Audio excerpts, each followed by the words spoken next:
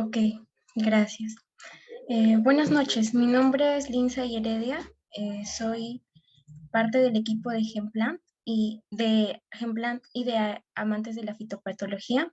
Y bueno, como ya saben, hoy se realizará el webinar Nematodos Parásitos de Plantas y les doy una cálida bienvenida. Les mando un saludo hasta cada país en donde se encuentren. Les recuerdo que deben entrar con sus micrófonos silenciados y cámaras apagadas para que la calidad de la reunión quede lo mejor posible. Este webinar será dictado por la doctora Luz Pedraza. Ella tiene un doctorado en ciencias agrarias en el área de fitopatología. Es magíster en microbiología. Es bióloga egresada de la Universidad Nacional de Colombia.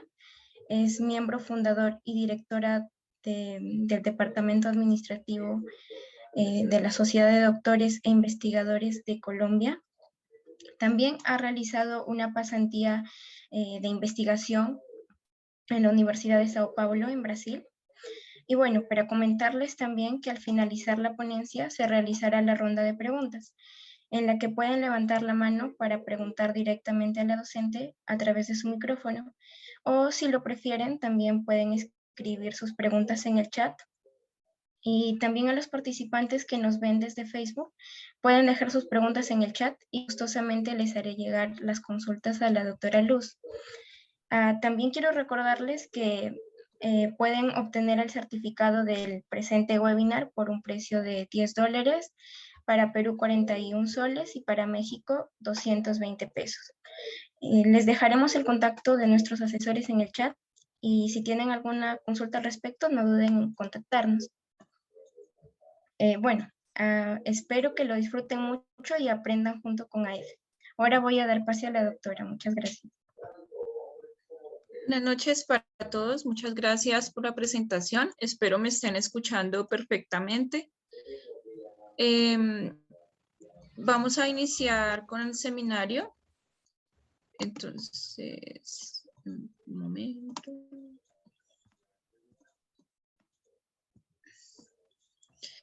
Bueno, durante este seminario, el objetivo, digamos, como tal, es hablar acerca de los nematodos, parásitos o patógenos de plantas. Nos vamos a enfocar en cosas muy básicas, dado que es un tema muy amplio, entonces nos daría más de media hora para poderlo hacer, para poder enfocarnos en muchas más cosas. Entonces vamos a hablar de lo básico. Yo acá en este caso lo titulé patógenos, refiriéndome a aquellos organismos que tienen la capacidad de causar enfermedad en la planta. Los nematodos son animales. En el caso de nematodos patógenos de plantas se han descrito 4.100 especies para el año 2013. En estos últimos años pues han ido aumentando. Usualmente son patógenos que están asociados a suelo, sin embargo hay algunos que son asociados a semilla, como es el caso de Apelencuidae. Y pues los síntomas que son causados en la planta van a depender del patosistema. No son síntomas que sean muy específicos o que nosotros podamos observar a simple vista de manera aérea e identificar, sí, esto es causado por un Meilodogine o es causado por, no sé, un globodera, un heterodera, porque para eso tenemos que ir un poquito más allá y lo vamos a ir descubriendo a lo largo del seminario. Van a tener diferentes estilos de vida y pues esos estilos de vida van a estar relacionados con la forma en la cual interactúan con el hospedero. Es decir, ellos pueden tener diferentes estilos de acuerdo con su alimentación o inclusive pues otros factores. Esta es una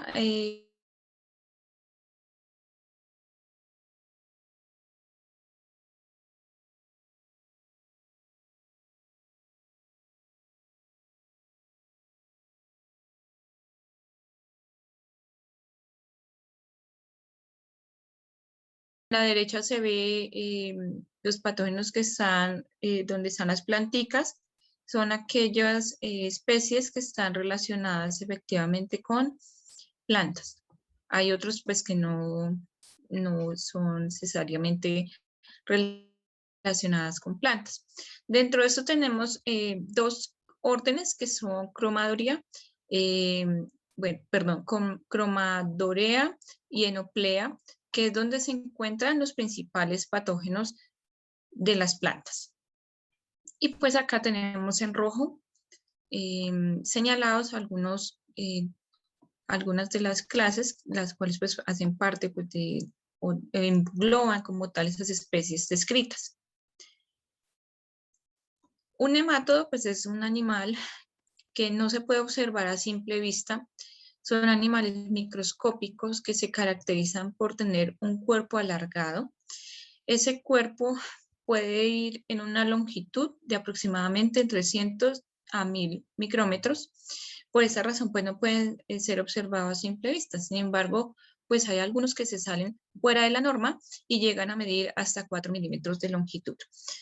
Y pues usualmente el ancho varía entre 15 a 35 micrómetros.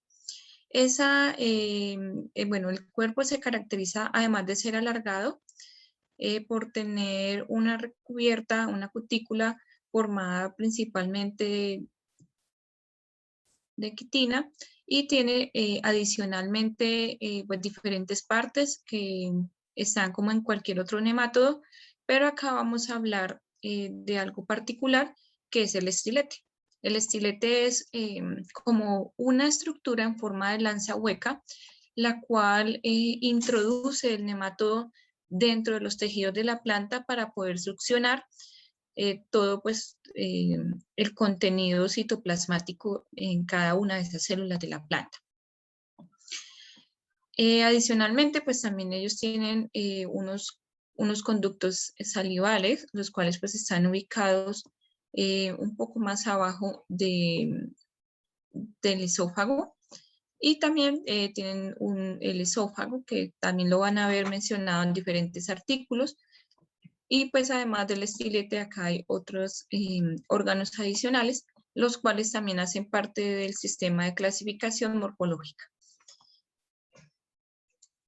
Bueno, estos nemátodos patógenos de plantas se caracterizan por tener el estilete, pero no es una regla común a todos los nemátodos, así como para mencionar. Ahora, todos los nemátodos que están en el suelo no son patógenos de plantas. Recordemos que en el suelo hay una nematofauna que es ampliamente diversa y por tanto vamos a encontrar como los buenos, los malos y los neutros, los que no hacen nada pero viven ahí y son importantes para los procesos del suelo, del ciclaje de nutrientes, dentro de otras cosas. Entonces, ahora sí, hablando de los nematodos que son patógenos de plantas, de acuerdo con su interacción con la planta, los podemos clasificar en ectoparásitos, semiendoparásitos y endoparásitos. Cuando hablamos de ectoparásitos, es que ellos nunca van a entrar en el hospedero. Siempre van a estar migrando en el suelo y van a tener alguna asociación leve con las raíces sin necesidad de entrar en los tejidos de la planta.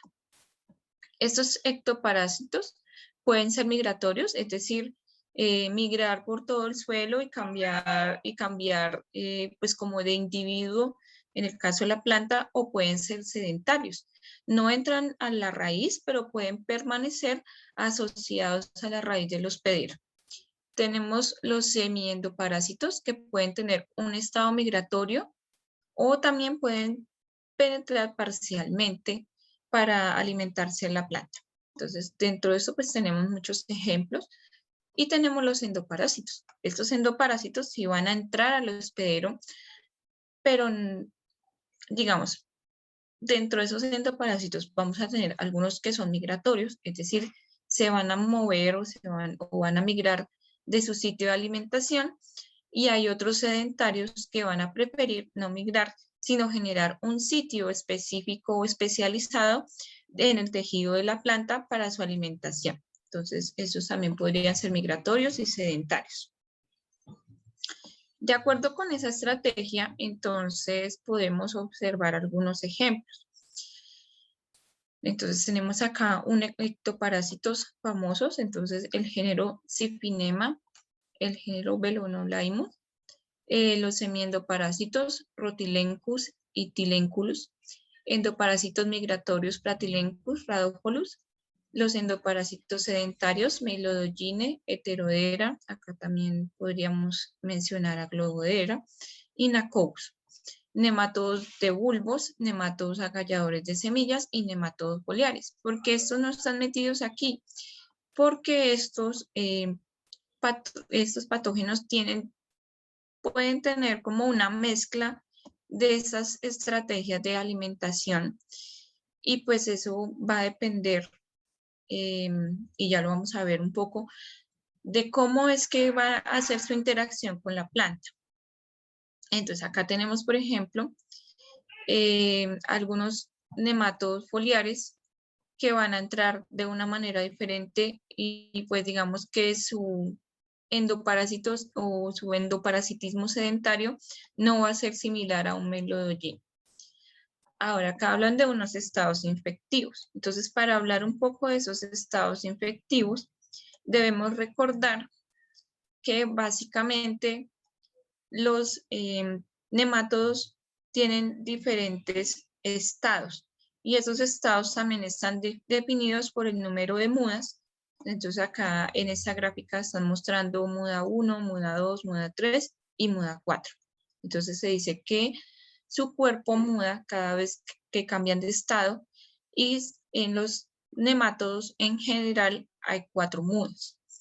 Eso le da entonces el nombre a esos estados que son los juveniles, juveniles 1, 2, 3 y 4, y los adultos, que sería el adulto macho y hembra, y pues la forma de huevo, que sería pues el primer estadio del nemato.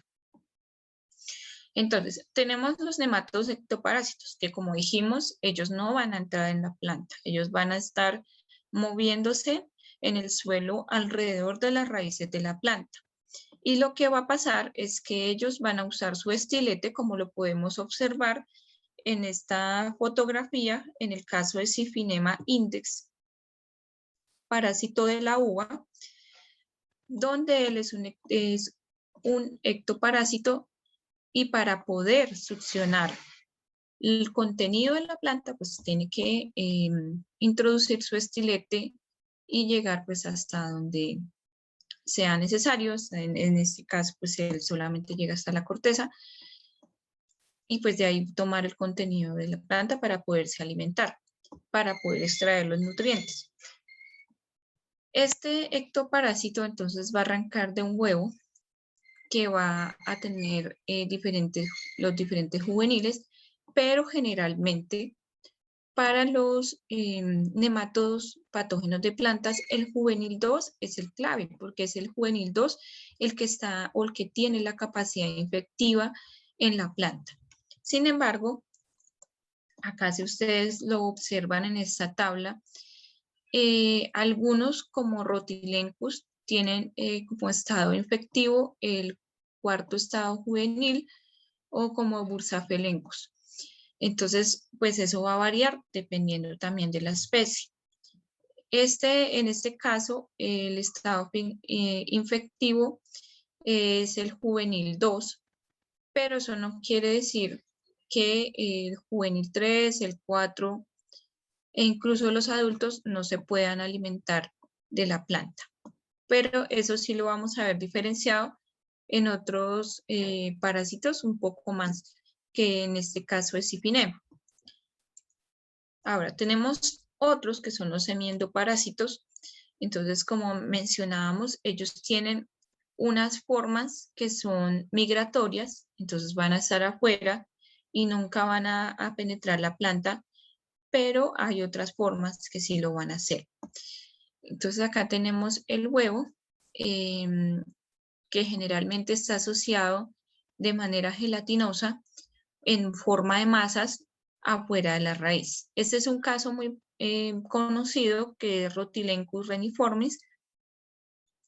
Y lo que va a pasar es que una vez eclosiona el huevo vamos a tener el juvenil 2, el juvenil 3 y el juvenil 4, que de acuerdo con la tabla es el estado infectivo de este patógeno. Entonces, este juvenil 4 es el que va a venir a alimentarse de la raíz de la planta.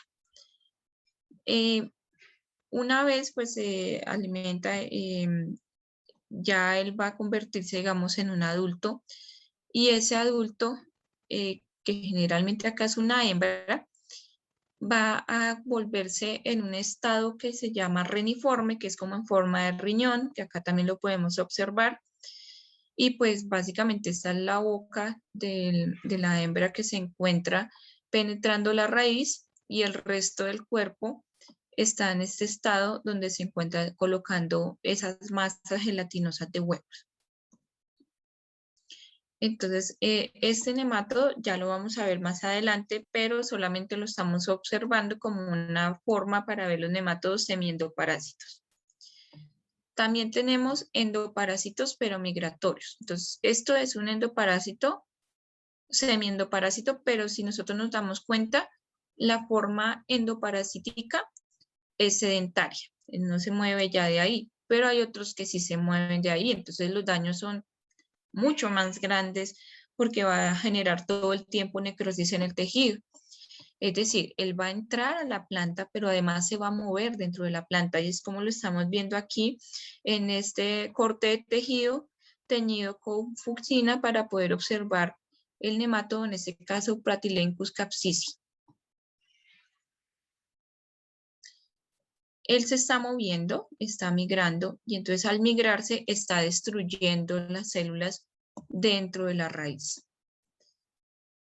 Entonces acá lo podemos observar un poco más claro. En este caso de Pratylenchus, si nos devolvemos a la tablita,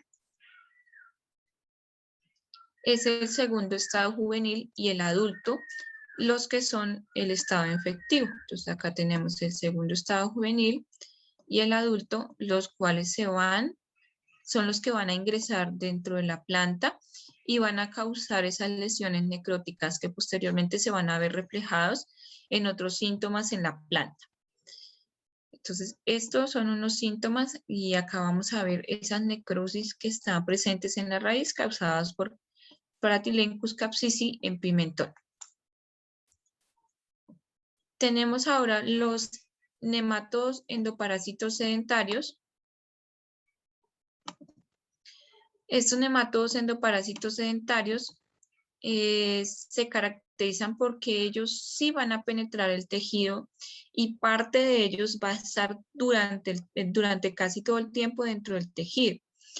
Entonces, la forma infectiva de estos parásitos es el juvenil 2, que es el que va a entrar en la planta, y estando ahí en la planta se va a establecer ahí en la raíz. Entonces, en esa raíz va a formar un sitio, una estructura en la cual pues hay varias células que se va a denominar sinsitio, y es un sitio especializado para la alimentación de estos nematodos. Entonces se va a quedar ahí y pues va a irse mudando, porque no se va a quedar pues siempre en juvenil 2, sino va a ir mudando y va a llegar incluso a su forma adulto. Esta forma adulto, pues lo que estamos mostrando acá es una hembra que se enquista, y al enquistarse lo va a hacer pues para colocar esos huevos, y esta hembra que básicamente ya está muerta, o sea, ya ese quiste ya está muerto, se va a poner así para poder tener un estado de protección a los huevos y que ellos permanezcan en forma dormante hasta que estén las condiciones adecuadas para la eclosión de esos huevos. Y pues posteriormente esos huevos van a eclosionar a juvenil 1, que no es forma infectiva, y luego sí va a mudar a juvenil 2, que puede volver a iniciar un nuevo ciclo de enfermedad. Entonces, lo que nosotros vemos aquí es lo mismo que nosotros vemos aquí, que son los quistes. Acá tenemos a Globodera rostokiensis, que es el nematodo dorado de la papa, y estos son los quistes que nosotros vamos a ver en la raíz. No es tan fácil verlos porque en el momento de sacar la planta del suelo para un muestreo, podemos perder esos quistes, pero sin embargo, si uno es un poco más cuidadoso, puede llegar a tener pues quistes en las muestras, incluso pues en las muestras de suelo.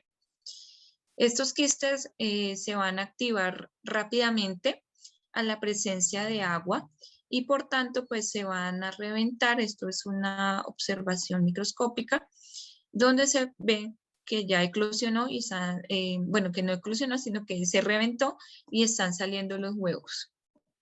Y pues de una vez de los huevos van a salir los juveniles. Los síntomas también, bueno, ese es en el caso de los nematodos quistes que son endoparásitos sedentarios, pero también hay otros nematodos que son muy famosos y que también son endoparásitos sedentarios, que son los nematodos agalladores. Como su nombre lo dice, ellos van a formar agallas, pero básicamente es que ellos van a causar anormalidades en el tejido de la planta, en este caso en la raíz, debido a la presencia de una célula gigante, que es un sitio especializado para la alimentación, y pues a la presencia del nematodo. Este es el nematodo, el cual pues también se encuentra acá colocando huevos y alimentándose de la célula gigante. Entonces, nuevamente, cuando este nematodo decide colocar los huevos, pues acá se va a ver los huevos saliendo a partir de ese nematodo. Y ese es el caso de Melodogyna incógnita.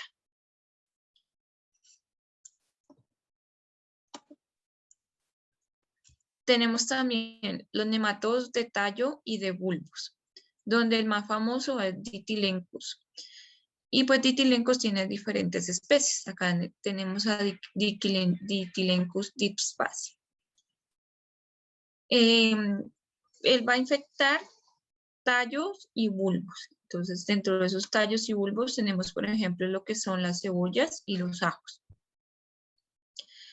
Nuevamente, él va a arrancar desde su huevo, entonces tenemos el primero juvenil 1, la primera muda, el juvenil 2, la segunda muda, el juvenil 3 y la tercera muda tenemos el juvenil 4. En este caso, el que infecta es el juvenil 4. Entonces, el juvenil 4 es el que va a penetrar la planta y luego se va a desarrollar para sufrir pues esa cuarta muda y convertirse en un adulto. Ese adulto se va a desarrollar en la hoja y esa hoja va a comenzar a sufrir una hiperplasia y una hipertrofia. Posteriormente, las hojas pues se van a empezar a deformar y los nematodos van a comenzar a migrar hacia la parte de abajo, donde está pues el bulbo, a manera intercelular.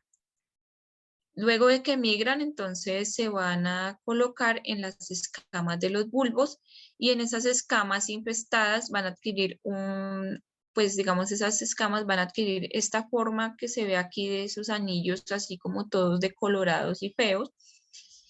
Y posteriormente van a salir nuevamente, las larvas pues van a abandonar los que ya están infectados y van a volver otra vez. Entonces, básicamente acá pueden haber huevos que pueden haber sido colocados antes durante la presencia de los adultos o pueden salir nuevamente las larvas. También tenemos nematodos que ya no son de un tallo normal, sino ya son de un tallo maderable, como es el caso del pino, en el cual, pues, digamos que el género más conocido es Buxaphelenchus stylophyllus. Este nematodo es conocido como el nematodo de la madera del pino y, pues, para poder penetrar en esa madera, él tiene un vector que es un insecto de la especie Monocamus galoprovincialis del orden Coleoptera. Y pues básicamente estos coleópteros lo que va a pasar es que van a poner huevos en las hendiduras de la corteza, la larva del coleóptero se va a desarrollar, ya comienza, pues como los nematodos están viviendo dentro de esa madera, pues el coleóptero se va a alimentar también de esos nematodos, digámoslo así, y van a tener, entonces los adultos van a migrar con los nemátodos a otro sitio. Van a colocar huevos o bueno, van a alimentarse y pasar de un árbol enfermo a un árbol sano. Entonces los nemátodos siempre van a penetrar debido a la presencia de estos coleópteros, van a penetrar por las heridas y pues van a terminar por provocar la muerte del árbol. Tenemos también los nemátodos agalladores de las semillas, dentro de los cuales hay varios géneros. Acá tenemos a Angina tricity, que es parásito del trigo. Y pues en este caso el juvenil 2 es el que va a infectar. Entonces el juvenil 2 puede estar presente en las semillas. Estos patógenos se consideran nacientes de semillas y pues puede estos juveniles ser resistentes a un proceso de desecación que es llamado criptobiosis, en el cual pues al ser tolerante a ese proceso, pues él va a sobrevivir hasta que existan las condiciones favorables para el establecimiento y germinación de la semilla, en este caso el trigo.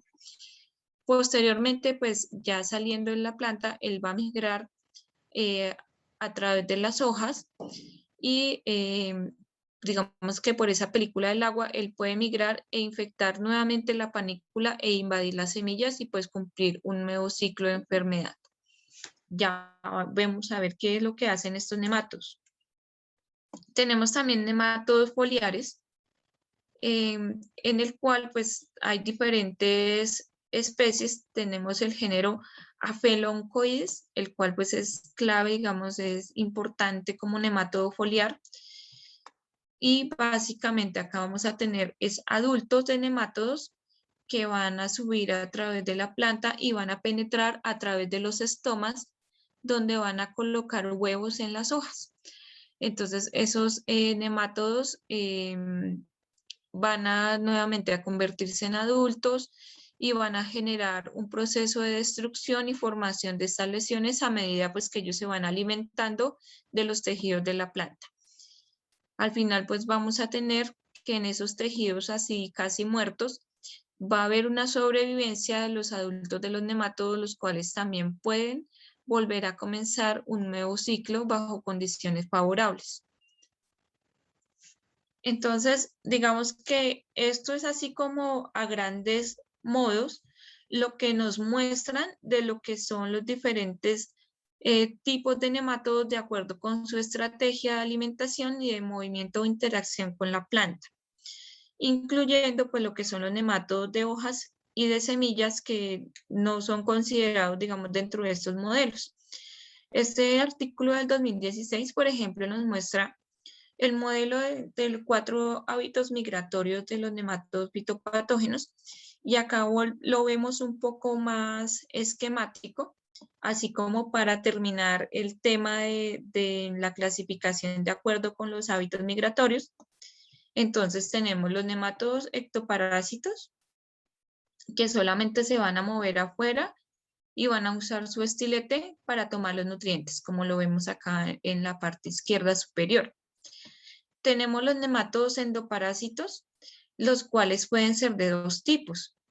Los nemátodos sedentarios, que también pueden ser de 2 tipos. Tenemos los nemátodos quistes o formadores de quistes, o cisnematodes, de acuerdo a las palabras en inglés. Lo que va a pasar con estos nemátodos es que ellos van a entrar por la raíz a través de unos puntos que no están determinados, pueden ser aleatorios, se van a mover de forma intercelular, es decir, no van a dañar la célula, sino se van a mover entre las células hasta llegar a cruzar lo que es la epidermis. Y una vez ya han cruzado la epidermis, entonces van a generar un sitio de alimentación, el cual pues es establecido en el tejido vascular. Ese sitio lo vamos a llamar, en el caso de los nemátodos quistes, un sinsitio. En tanto que los nemátodos formadores de agallas, o root knot, de acuerdo con las siglas en inglés, van a entrar por la raíz, se van a mover nuevamente de manera intercelular, van a circular a través de la endodermis sin romperla, como pasaba en este caso, y acá van a formar el sitio de alimentación en el tejido vascular. En este caso van a establecer una célula gigante. Esa célula gigante es la que les va a permitir a ellos alimentarse. Y tenemos otros endoparásitos que son migratorios, como es este caso que mostramos acá en la derecha inferior, en el que alcanzan estos nemátodos en longitud. Acá, por ejemplo, vemos uno que es el más pequeño, que alcanza aproximadamente 250 micrómetros, que es Paratylencus.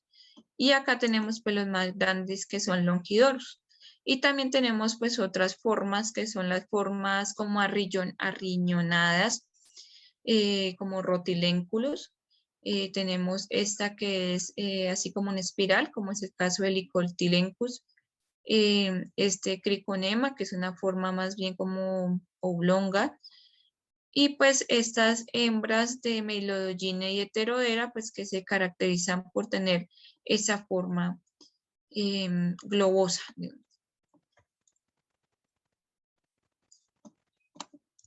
Entonces eso nos lleva un poco a ver que hay una gran diversidad de estos nematodos patógenos de plantas, y acá voy a mencionarles pues algunos que están descritos en el artículo de Jones y colaboradores 2013, que se llama el top 10 de los nematodos parásitos de plantas.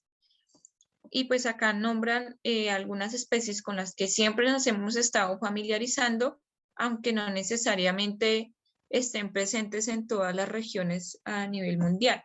Entonces tenemos a Meilodogyne.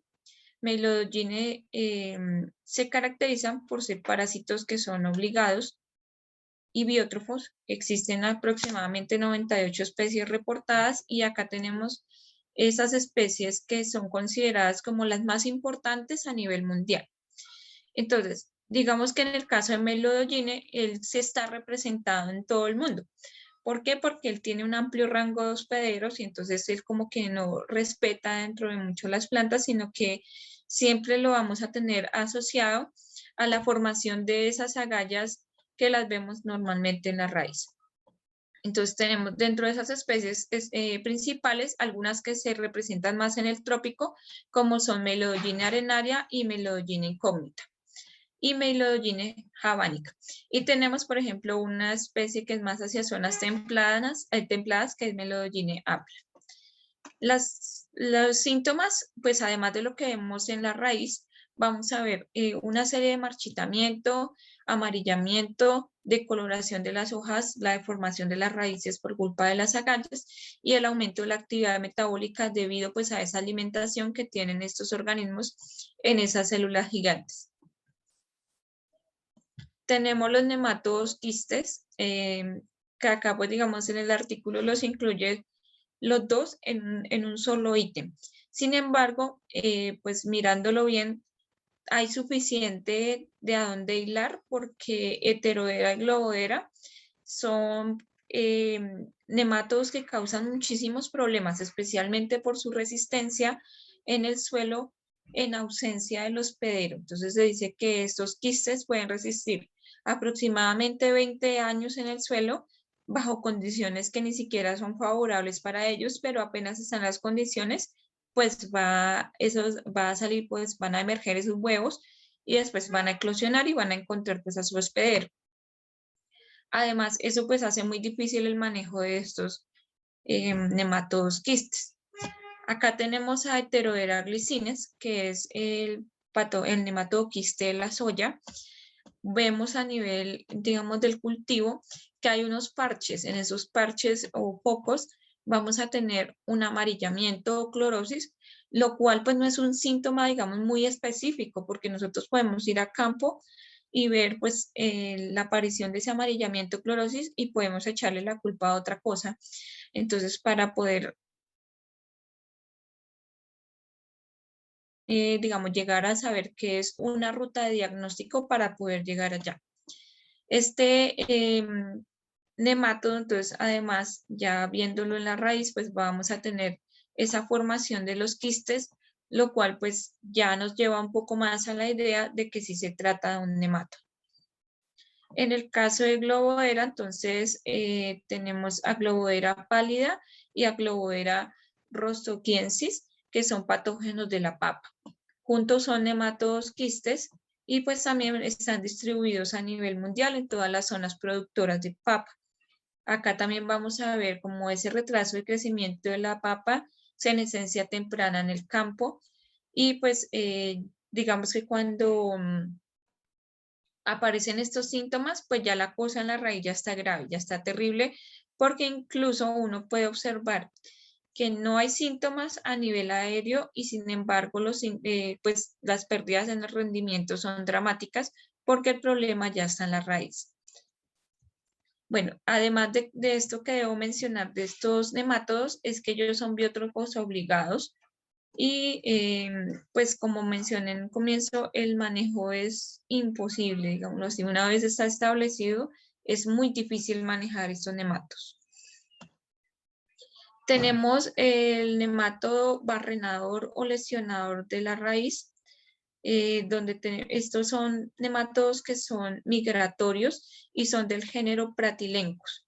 Son migratorios, pero son endoparásitos, entonces por eso se llaman lesionadores o barrenadores de la raíz, porque ellos van a destruir todo el tejido, como observábamos que era lo que pasaba con estos migratorios endoparásitos.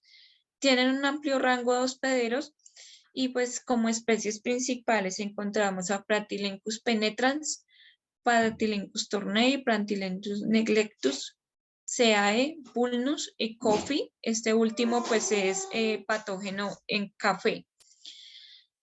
Se conocen, aparte de estas especies que les estoy mencionando, aproximadamente 60 especies que van a infectar diferentes cultivos. Entonces, dentro de esos tenemos caña de azúcar, banano, que penetran, por ejemplo, es muy importante en banano, maíz, papa, hortalizas y frutales. Realmente, pues hay muchas plantas afectadas por este nemato.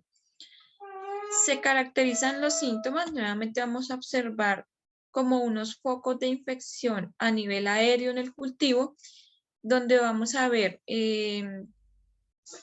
como pérdida, digamos, de las plantas, un poco de amarillamiento, pero los principales síntomas van a estar en la raíz, donde vamos a ver reducción del crecimiento de la raíz, lesiones necróticas en la raíz, pardeamiento, pudrición de la raíz e incluso pues esa pudrición lleva a ataques secundarios de patógenos oportunistas como hongos y bacterias. Tenemos también otro nematodo barrenador que también es un endoparásito migratorio y es conocido como Rhadophilus similis. Rhadophilus similis, digamos como tal, el género Rhadophilus tiene cerca de 30 especies, pero dentro de eso se caracteriza similis por ser un patógeno de cítricos, de banano y de pimiento. Acá vemos cómo tumba, cómo se caen estas plantas de banano debido pues al daño extenso que hay en la raíz. Entonces, cuando digamos ya se cae la planta, es que ya el daño es exageradamente dramático. Lo que se va a observar en la raíz son lesiones oscuras debido pues a esa migración, que eso es lo que vemos aquí, esas lesiones oscuras, donde pues el nematodo se va a ir moviendo, pero también se va a ir alimentando. Vamos a tener pudrición del tejido, infecciones bacterianas y fúngicas secundarias, y pues ya una vez ya está destruida la raíz, pues la planta va a ser susceptible de caer incluso con el viento. Tenemos a Ditylencus dipsaci, que es nematodo del tallo del arroz. Este nematodo, bueno, dipsaci es nematodo de los bulbos, como lo estoy mostrando acá, pero lo que quería mencionarles es que además de esta especie, Ditylencus tiene otras especies. Vamos a encontrar al nematodo del tallo del arroz, que es Ditylencus angustus, el de la papa, que es destructor, y el del cacahuate, que es africano. Digamos que son así como las especies más importantes. Dipsaci es nematodo de los bulbos y se dice que afecta a 450 especies de plantas formadoras de bulbos. Y por esta razón, pues digamos, de acuerdo pues a su hospedero y a otras características, se han asignado 30 razas fisiológicas de este nemato. Lo que vamos a ver en campo es esto. Entonces hay unos focos en los cuales va a haber un atrofiamiento en el crecimiento de la planta y por tanto pues la planta se va a perder, digámoslo así. Se van a ver tallos hinchados que van a presentar un retorcimiento, pero además la decoloración de los bulbos y estos pardeamientos en forma de anillos en esos bulbos. Tenemos ese nematodo que ya se los había mencionado, que es el de la marchitez del pino, que también está en ese top 10, que es un endoparásito migratorio. Y como endoparásito migratorio, va a producir, digamos, también la muerte de árboles debido pues al que se extiende ese daño sobre la madera y pues después de esa madera pues también se va a verse afectada por la presencia de hongos oportunistas. Generalmente se habla de pino, pero este nemátodo puede atacar a otros individuos o otras especies de diferentes géneros de coníferas, incluyendo Cedrus, Larix, Picea, entre otros. En campo, entonces, lo que se observa, digamos, es ese amarillamiento de las plantas a nivel del dosel superior. Y pues cuando esto ocurre, pues ya el daño está avanzado en la parte de abajo. Tenemos el nematodo reniforme, que es Rotilencus reniformis, que ya se los había indicado, que es un nematodo biótrofo, pero además es semi-endoparásito. Y en su forma endoparásita es sedentario. Entonces uno ve esa forma arriñonada que toma pues el adulto ya unos 4 o 5 días después de la infección. Este nematodo también ataca una gran cantidad de especies anuales y lo vamos a ver en más de 350 especies de plantas, incluyendo el algodón, que es la foto que estoy mostrando aquí. Acá también digamos que no hay unos síntomas específicos, pero en campo pues también se puede ver esos focos donde hay mayor densidad de nematodos en el suelo y es donde pues hay más plantas infectadas y por tanto se va a ver amarillamiento pues de esos tejidos aéreos de la planta. A nivel de la raíz vamos a observar reducción en el crecimiento.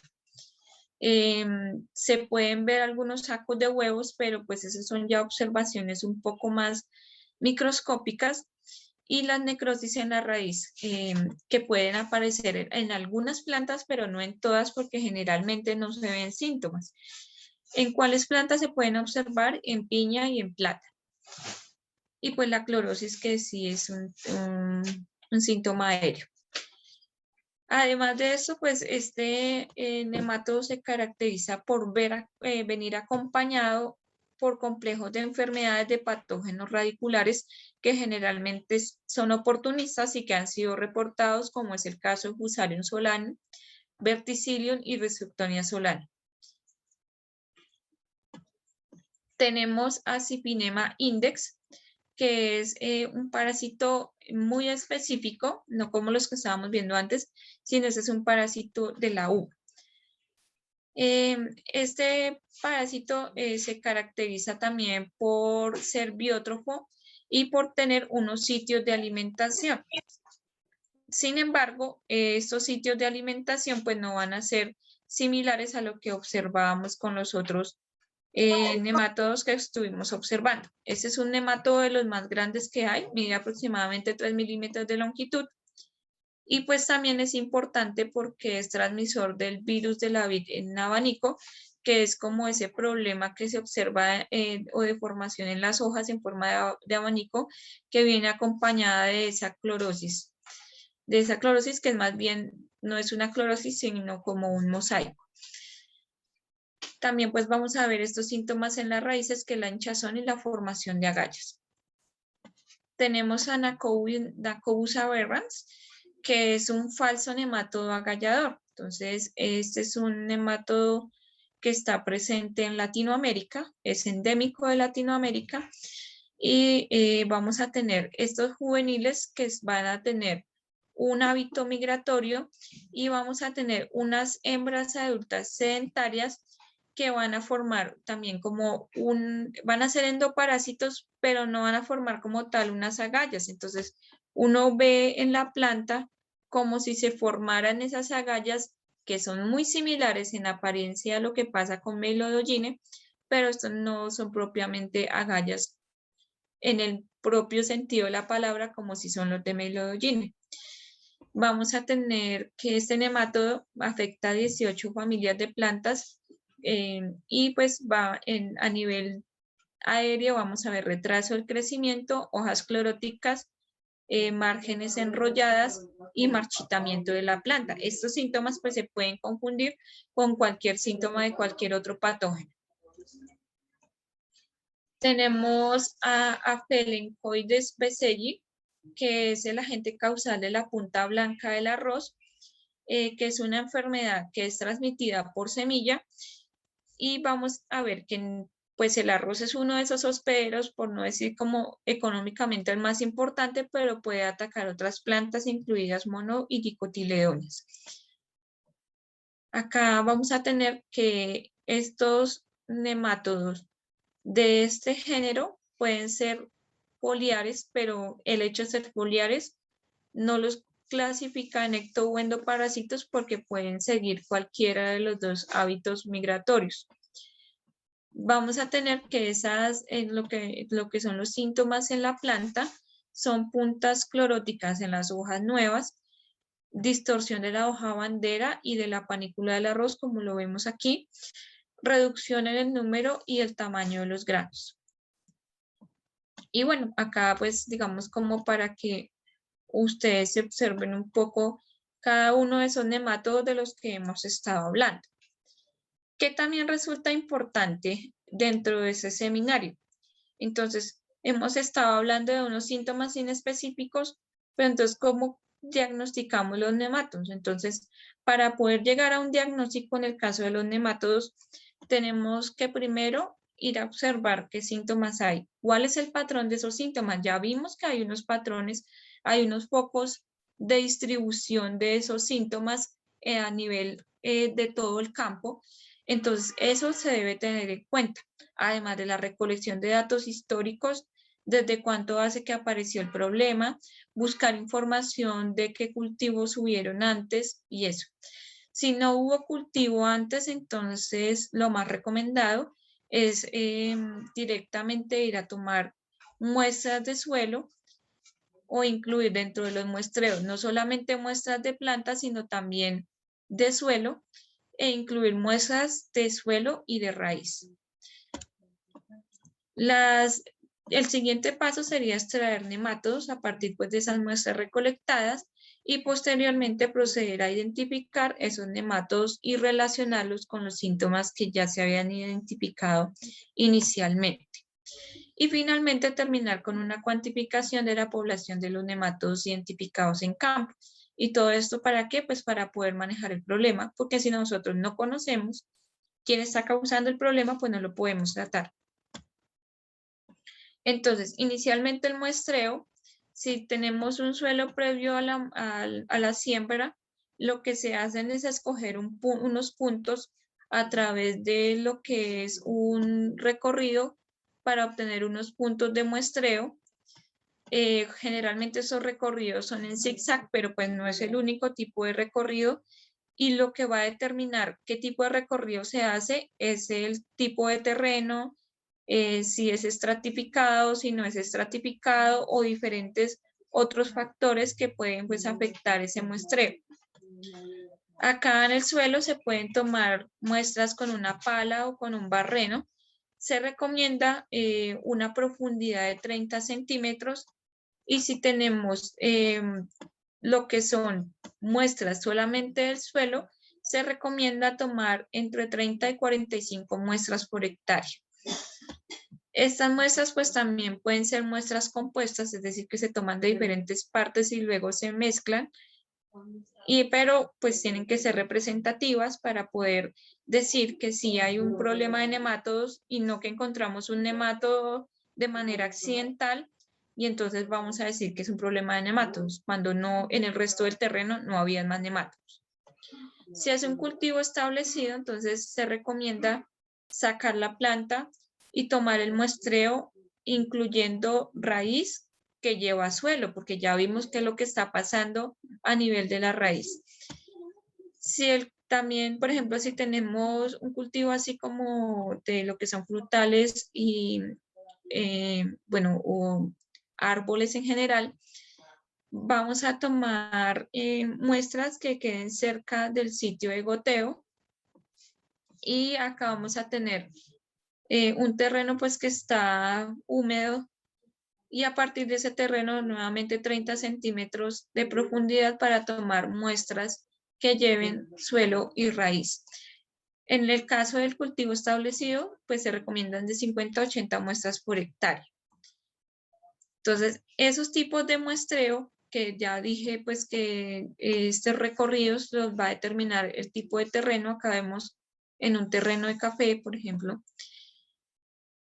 Va a tenerse en cuenta que en cada punto de muestreo puede estar a 20 pasos y se pueden tomar 50 submuestras. Entonces, raíces con suelo adherido y lo que venga de aquí, ya sea solo el suelo o solamente la raíz con el suelo adherido, van a ir en bolsas plásticas. Sin embargo, nosotros también podemos incluir plantas que se vean aparentemente sanas, plantas que estén enfermas, nunca plantas que vayan a estar muy enfermas porque puede ser pues un falso diagnóstico. Y también incluir muestras de hojas, por ejemplo, si lo que se ve, los síntomas se ven es en las hojas. Posteriormente, entonces, se hace la extracción de la muestra. Los métodos de extracción varían, pues dependiendo de la forma técnica en que se haga. Existe el método del embudo de Barman, en el cual, pues, ese embudo, pues, tiene un filtro de papel en el cual se va a colocar una solución del suelo o el tejido de la planta y se va a dejar, digámoslo así, filtrando. Y pues acá en la parte inferior vamos a tener como un tubito o una tubería de caucho en el cual pues se supone que van a ir migrando los nemátodos hacia otro beaker que se encuentra en la parte de abajo, en el cual pues va a haber agua y pues ahí es donde los vamos a recuperar. También está este método del filtrado a través de unos tamices que tienen diferentes tamaños de malla y pues hay unos tamaños apropiados para obtener lo que son los adultos y los huevos de los nematos. Y pues una vez hecho los diferentes filtros, pues nuevamente podríamos practicar un embudo de estos o simplemente quedarnos con el agua y hacer las observaciones ahí. Ya hay otros métodos que se llama centrifugación con el método de flotación del azúcar, donde se usa un gradiente de glucosa para poder pues, agarrar pues, los nematos. Cada uno de esos métodos pues, dependerá de las técnicas que se han estandarizado en los laboratorios, del tipo de muestra y de qué es lo más conveniente en el caso de hacer pues, la extracción de esos nematos. Una vez extraídos los nemátodos, entonces existen diferentes formas de identificarlos. Una de ellas son los métodos morfológicos y morfométricos, donde nos vamos a fijar en diferentes caracteres, como es, por ejemplo, el estilete. Si el estilete está ausente, no es un nemato de planta. Ya lo hablamos desde el comienzo, ¿no? Entonces, si está presente, probablemente sí es. Pero entonces vamos a fijarnos, por ejemplo, en el esófago, en características del esófago, en características de la boca, de la cabeza, en diferentes tipos de características, el largo, la longitud del estilete, si es curvado, si no es curvado, si es largo, si es curvo, si posee pues estas características como sifigenema o si es en forma de aguja como Longidorus, por ejemplo. si tenemos ya en la forma del cuerpo, si el cuerpo es lobulado o si es vermiforme, si tiene anillos, si esos anillos se distinguen porque se ven segmentados o si no se distinguen. Entonces, en el caso de segmentados existe mesocrinesomela, que acá no lo mencionamos, y tenemos otras formas, digamos ya la forma de la cola, la forma, bueno, dentro de muchos caracteres, pero este es como una guía rápida, pues como para identificar géneros, pero ¿qué pasa cuando ya estamos a nivel de especie? Entonces, a nivel de especie, como es el caso de Amelodogyne, también hay algunos caracteres que nos permiten distinguir. Sin embargo, eso se ha ido complicando a lo largo de tiempo y hay muchas especies que comparten caracteres. Entonces, por esa razón, no es posible, digamos, ya usar esto o estos que son los patrones perineales, que son los cortes que se hacen de la hembra para poder observar a qué especie corresponde. Son métodos, digamos, en este caso, que son muy dispendiosos de hacer. Se necesitan personas que sean muy expertas en realizar esos cortes para poder llegar pues a esos patrones. Entonces, para eso pues también existen los métodos de identificación citogenética, los fenotipos de isoenzimas, las técnicas inmunológicas, como es el caso de ELISA, las técnicas moleculares, donde incluimos patrones RFLP, técnicas moleculares, dentro de otras, algunas características geográficas, la distribución de hospederos, por ejemplo, si nosotros vamos a un cultivo de vid y ya sabemos cuál es el parásito de la vid y observamos los síntomas, pues posiblemente estamos hablando de ese nemátodo. O si sabemos que una distribución de determinado patógeno está restringida a determinada área geográfica, pues entonces podemos guiarnos por eso. Y pues dentro de las técnicas moleculares tenemos muchas que requieren de la extracción de DNA, la cual se puede hacer para un solo individuo, es decir, un solo nemátodo, que en algunas técnicas es más que suficiente o suficiente muestra para tener suficiente cantidad de DNA, o se pueden hacer para múltiples nemátodos, aproximadamente 25, para una comunidad entera, cuando ya estamos haciendo, por ejemplo, ya más un muestreo total por metagenómica, por ejemplo, para conocer qué nematofauna tenemos ahí presente, o una extracción desde el suelo. Y de extracción desde el suelo se pueden usar primers específicos para poder determinar la presencia o no de determinada especie de patógeno.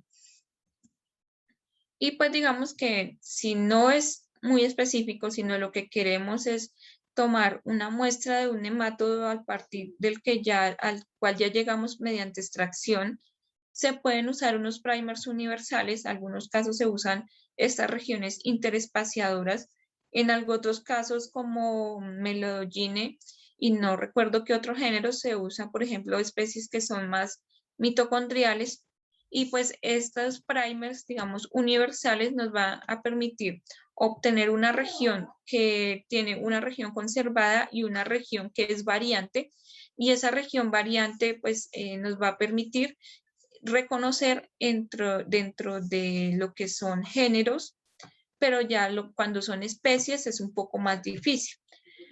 Entonces, digamos, con estos primers universales nosotros podemos mandar a secuenciar ese fragmento de amplificación, y ese fragmento de amplificación luego lo llevamos nuevamente al laboratorio para poder hacer la limpieza y con esa secuencia poder usar una base de datos de tal forma que nosotros podamos tener una idea de cuál género estamos hablando.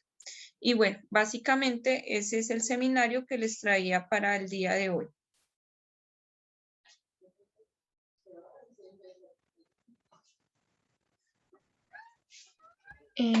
Entonces, dando ya finalizada la ponencia de la doctora, procedemos a la ronda de preguntas. Para ello pueden levantar la mano en la parte inferior del Zoom. Hay una opción para reacciones y pueden levantar la mano para que puedan encender el micrófono. O si gustan también pueden colocar su pregunta en el chat para leerle a la doctora.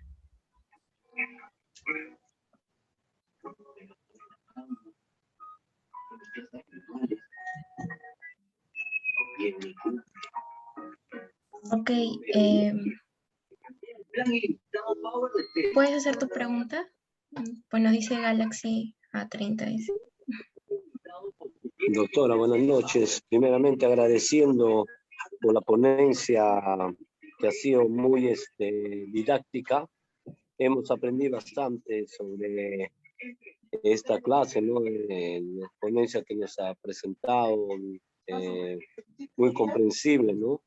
Lo que yo quería preguntarle, doctora, nosotros acá, yo de Perú, de la zona de Ancash, Chimbote, cultivamos bastantes cucurupitáceas, ¿no? Entre sandías y zapallo.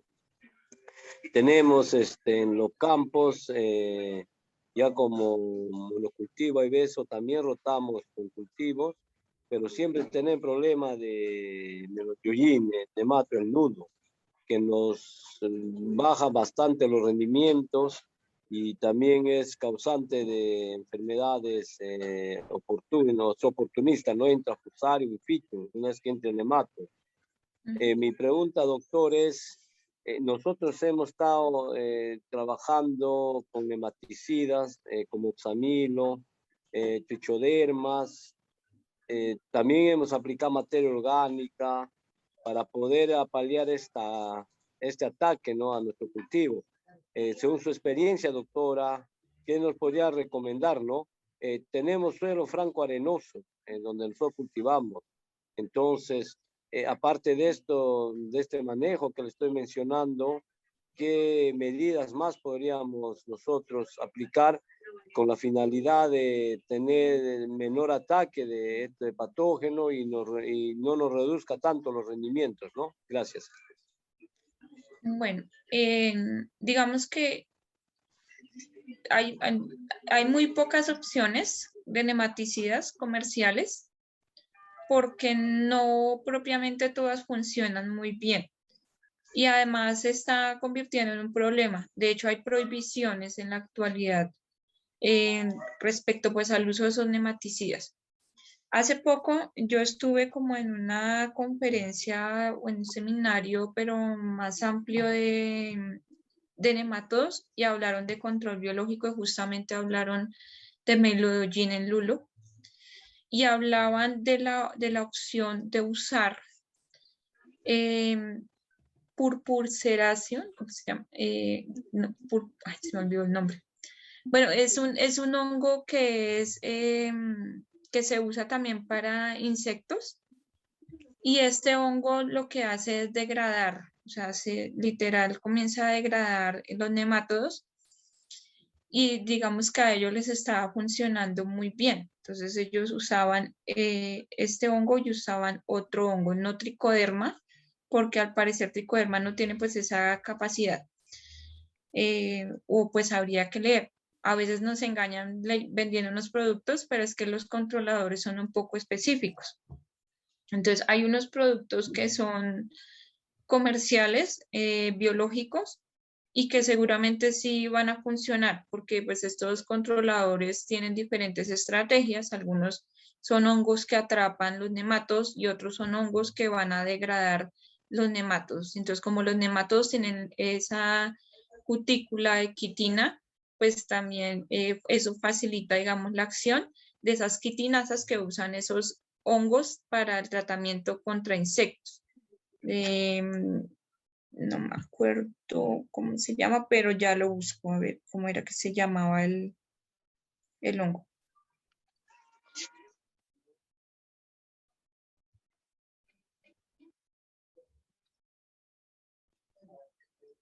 Muchas gracias. Ahora vamos a pasar con las preguntas que están en el chat. A ver, hay una pregunta que dice, ¿cómo se está afectando las poblaciones de nemátodos por el cambio en temperaturas de oro al cambio climático? ¿Cómo se están afectando? Sí. Pues eso va a depender de la especie de nematodo. Entonces, digamos,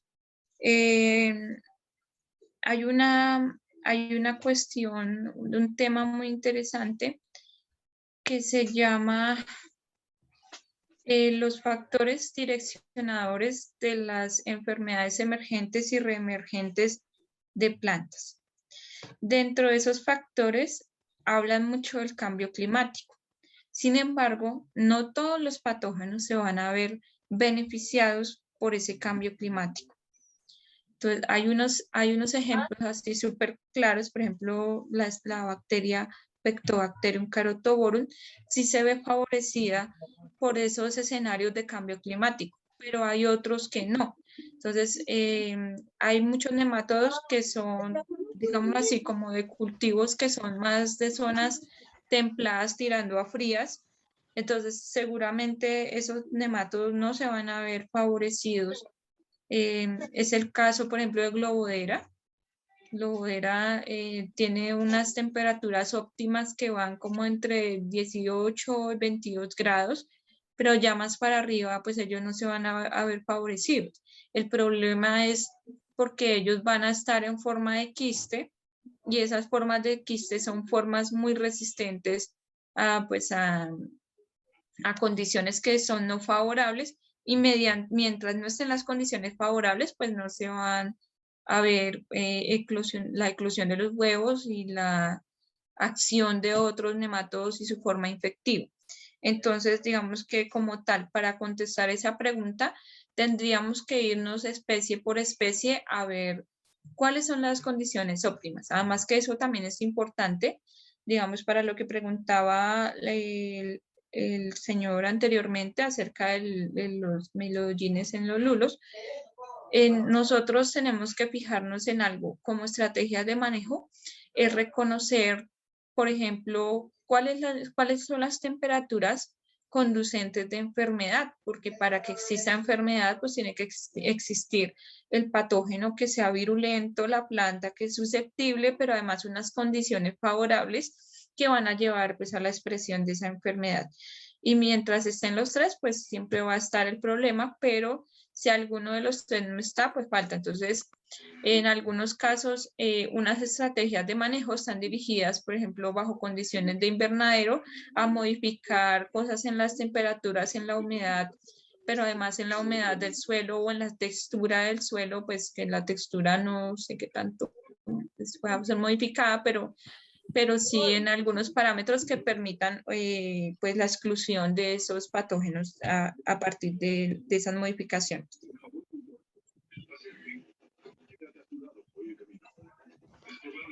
Muchas gracias. Ahora tenemos otra pregunta que dice, ¿cuántos días aproximadamente dura el ciclo del nematodo?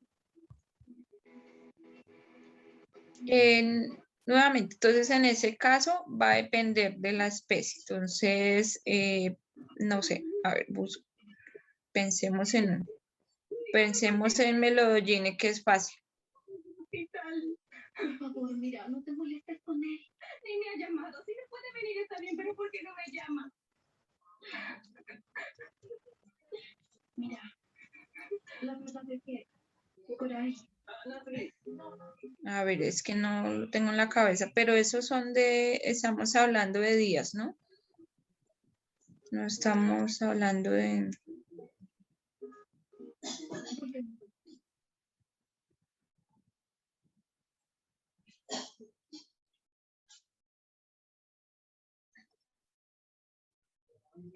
Entonces, habla de 25 días, por ejemplo, dura el ciclo de Melodoggine. Entonces, nuevamente, pues va a depender de la especie. No me estoy evadiendo la pregunta, sino que es algo que tiene que ser pues consultado ya de manera más específica.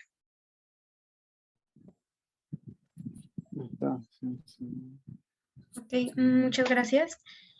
Ahora pasamos a la pregunta de Marco Guillén. Está levantando la mano. Sí, doctora, quería consultar qué ¿qué diferencia hay entre un nematicida y un nemastático? Porque normalmente acá en la agricultura que hacemos se habla de nematicida, ¿no? Que hablan de control, pero sabemos que el nemato no se pueden eliminar o erradicar en su totalidad, ¿no? Después nos dijeron, hay nemastáticos como un producto Hunter, es un producto biológico, como dijo, ¿no? Son extractos de plantas que modifican el pH del suelo, también cambian los exudados de las raíces y por lo tanto tienen se podría decir un efecto en el control de los nematos, ¿no? ¿Qué tanto esto nos beneficia a los agricultores haciendo el manejo de esta tecnología? Bueno, como su nombre lo indica, un nematicida o todo lo que termina en sida, plaguicida, bactericida, fungicida, es porque mata, ¿sí? Entonces, es un producto que está dirigido a matar, porque es un producto que es tóxico para los nematos. Ya cuando estamos hablando de un estático, es que no los va a matar, digamos, no mata como tal toda la población, sino lo que va a hacer es tener como un efecto, ¿cómo lo llamaríamos? Digamos que es capaz de inhibir la actividad del nemátodo, pero no lo elimina. Sí, entonces, por ejemplo, en algunas bacterias, el alcohol al 70%, digamos, funciona como un bacteriostático porque detiene como esa actividad bacteriana, pero no está matando las bacterias. Es por esa parte. Entonces, digamos, sí beneficia en cierta parte de algunos productos de los que usted menciona, son estimuladores radiculares. Entonces, se supone que esos estimuladores, en algunos casos, lo que van a hacer es, como su nombre lo indica, estimular la actividad de las plantas, específicamente como ese estado de resistencia adquirida, pero no siempre, ¿no? No quiere decir que todo el producto que diga estimulador de la raíz nos va a llevar a ese punto, sino para eso se necesitan que esos productos de verdad tengan una evidencia científica detrás, porque últimamente venden mucha vaina que ni siquiera sirve para nada. Y entonces, en esa medida, de pronto es algún, no sé, extracto vegetal que haga que se detenga pues la actividad de esos nematodos, pero que no se eliminen. Entonces, por eso no lo pueden llamar un nematicida. Pero ahora los productos biológicos, como el que yo estaba mencionando, que sí es el hongo Purpuresanium liliaceum, esos hongos lo que hacen es degradar al nematodo. Entonces, en ese caso sí lo están matando. No es simplemente que detengan como su acción, como si podría ser un hongo de trampa de nematodos, que ellos forman como una estructura que hacen que los nematodos como que no pasen, pero al final pues no los están matando. Entonces sería un nematicida, algo así como por esa clase, pero digamos que es más, digamos, en el caso de los nematodos, pues está bien, digamos, tener una actividad de resistencia en la planta, pero como eso no se está garantizando, entonces para beneficiar al agricultor sí debería usarse un producto que elimine al menos una buena parte de esa población de nematodos, sino que solamente como que la detenga y no más. Gracias, doctora.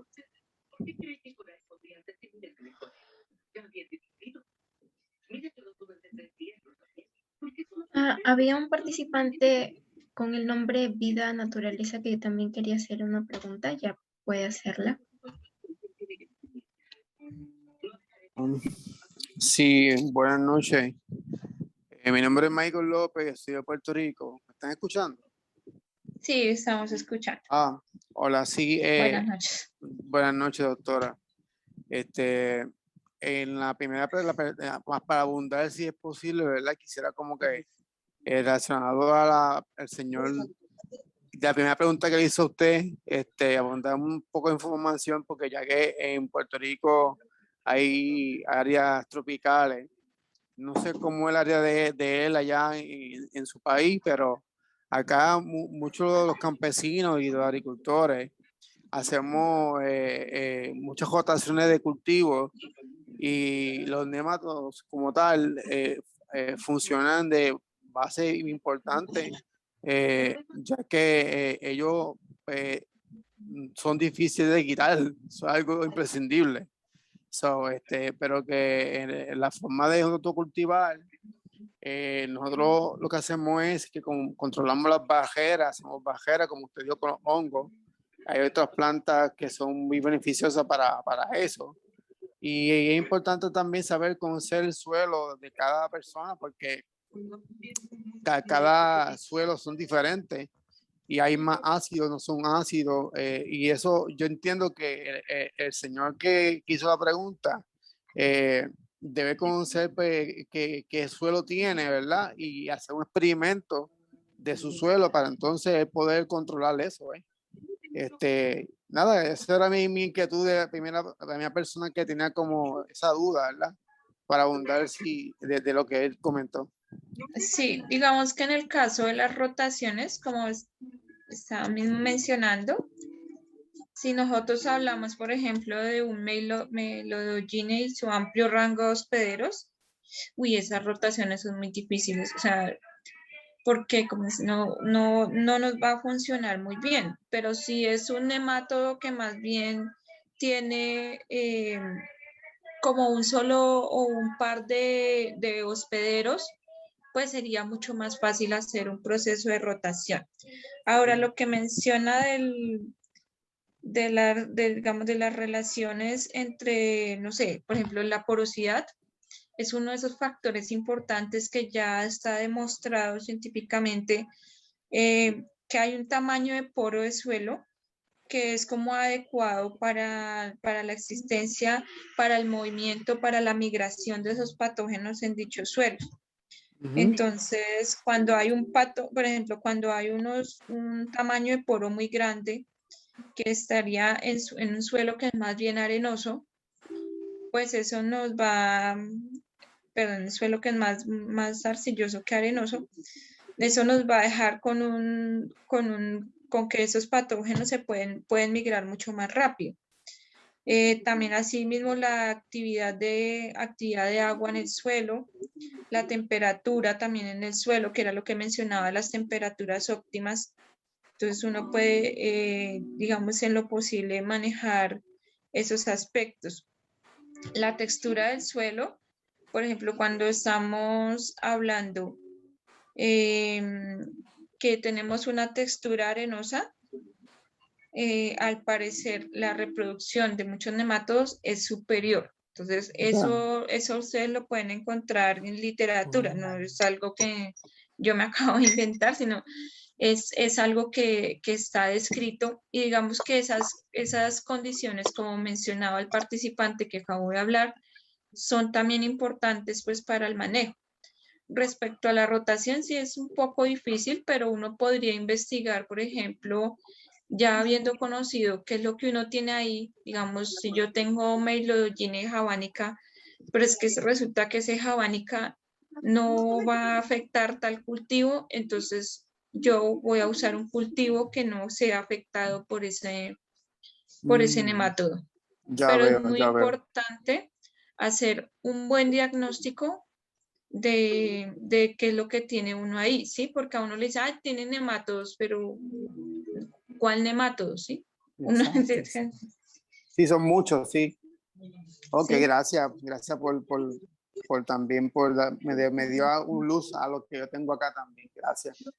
No quería meterme en la vida privada de mi paciente. Sé que es esta, pero es lo que quiero.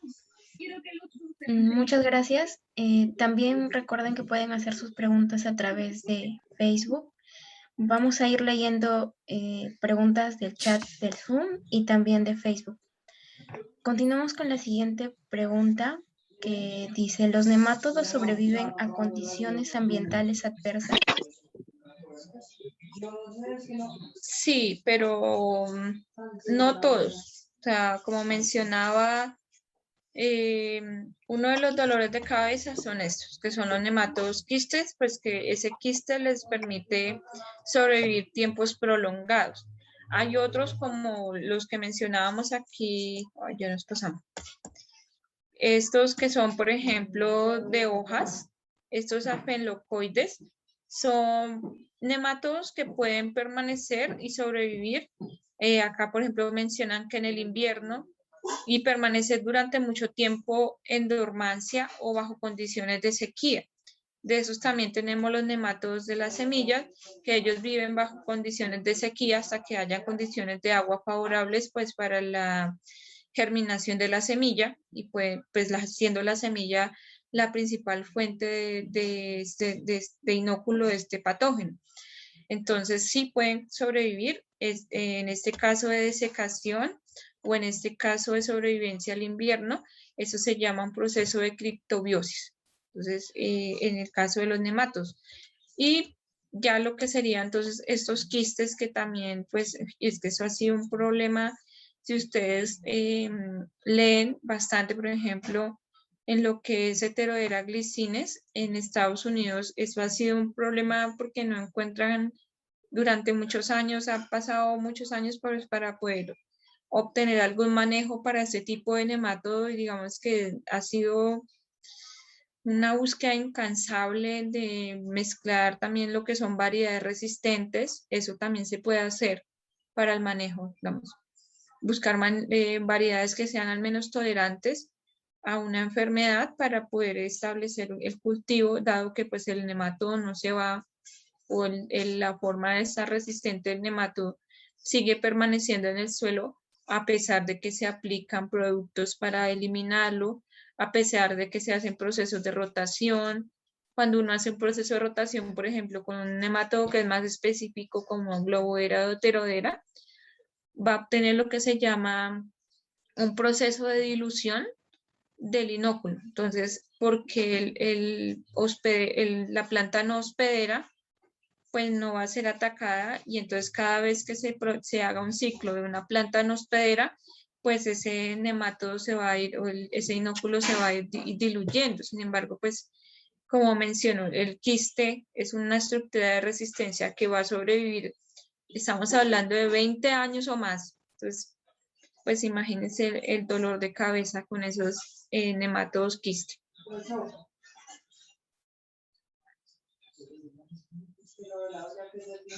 Muchas gracias. Ahora vamos a pasar también con las preguntas de Facebook. Santiago Montes pregunta, ¿cómo se puede desinfectar el suelo de forma orgánica prescindiendo de los químicos? Y también pregunta, ¿qué tipo de textura de suelo puede propiciar la aparición de nemátodos?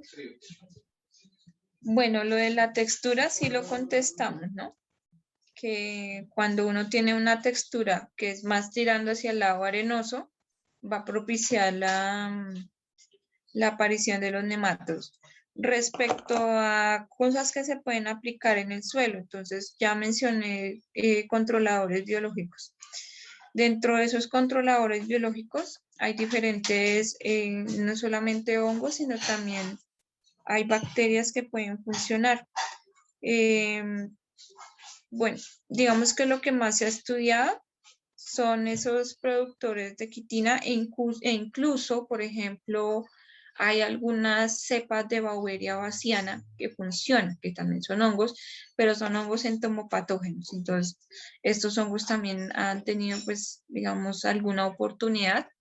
Hay que fijarse mucho si se va a adquirir algún producto biológico en que realmente esté demostrado que funciona contra nemátodos o hacer las pruebas si uno participa en un proceso de investigación, es mejor uno mismo hacer las pruebas y decir si esto sí funciona, porque es que cuando pasa con esto del control biológico, es que la gente tiende como a generalizar. Entonces, por ejemplo, a mí Bacillus subtilis, que me sirvió para tal cosa, que me sirvió para Fusarium, no sé, yo lo voy a ir a aplicar allí, Papilobacterium, a ver si me funciona. O escriben, estoy en tal país, me venden una cepa de tricoderma, no, pero es que las cepas de tricoderma no sirven para todo. Hay que ver para qué fue que fueron, o en qué fue que se encontró actividad para que sea aplicada en ese mismo patosistema. Entonces, digamos, es un error recurrente. Y lo otro es lo que mencionábamos, hacer de la rotación de cultivos y pues, no sé, la aplicación de estos productos biológicos. No, realmente no hay así como nada más. Otra cosa sería, por ejemplo, la solarización del suelo, aunque es un proceso pues que a veces es un poco difícil de hacer, pero eso ayuda pues a subir un poco la temperatura y funcionaría para el caso de nematodos que tienen un rango óptimo de temperatura por debajo de 20. Eso es como más o menos por ese lado.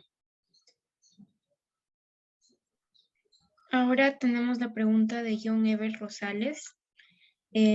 Pregunta, buenas noches. ¿Las heridas causadas por los nemátodos son entradas de hongos patógenos como Fusarium, Pythium, Rhizoctonia y otros?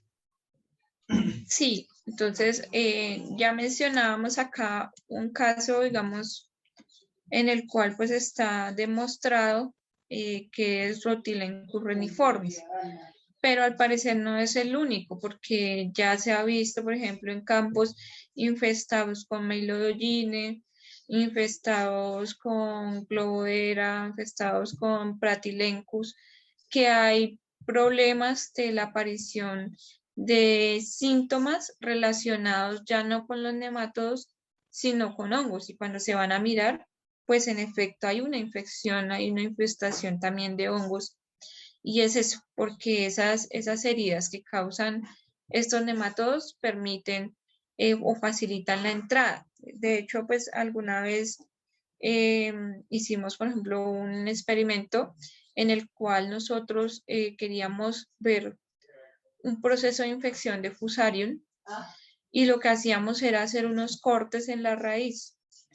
Y esos cortes, digamos, que hacen que se acelere más la entrada del patógeno a la planta y que pues el proceso de infección sea un poco más rápido. Entonces, es lo mismo que está pasando aquí, porque si el inóculo de Fusarium ya estaba en el suelo previamente o de Verticillium, pues lo más probable es que tener una herida pues va a facilitar mucho más la entrada de cualquier patógeno.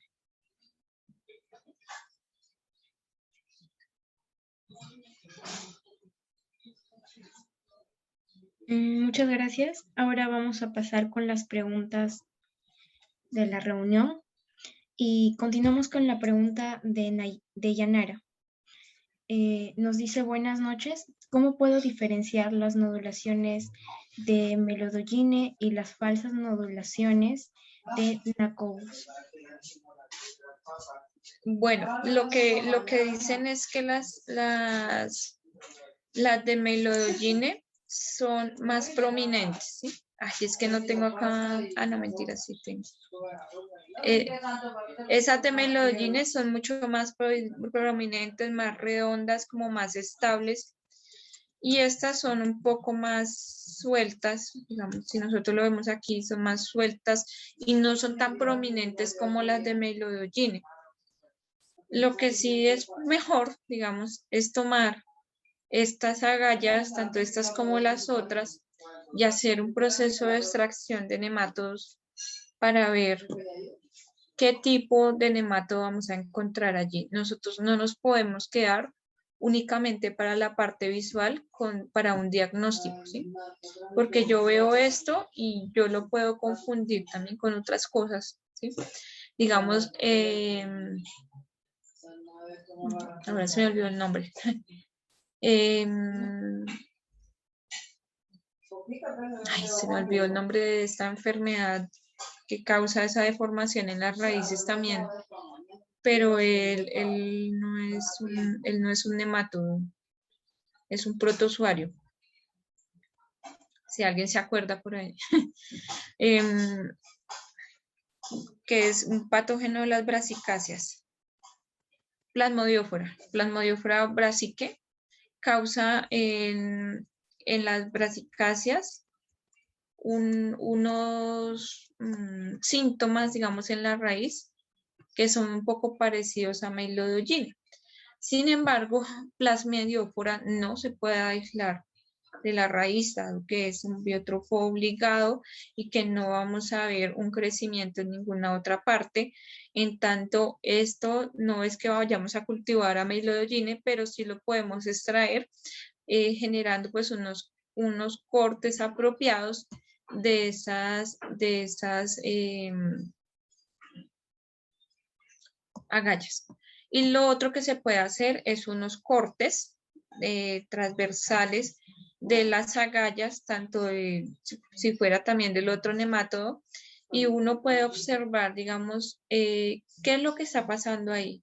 Ahí se debe ver lo que veíamos anteriormente, que es, por ejemplo, la célula gigante y el nemátodo y el nemato. Entonces, pero en algunos casos ya vamos a observar más las células y vamos a ver que sí hay una diferencia. Desafortunadamente yo no la traje aquí para que la viéramos, que es ver en esos cortes transversales qué es lo que pasa con cada uno de esos nematodos. Son dos cosas que se ven diferentes, digamos, porque no es esa agalla que produce este nematodo no es igual, no se produce, en este caso se produce un sincitio, pero no una célula gigante.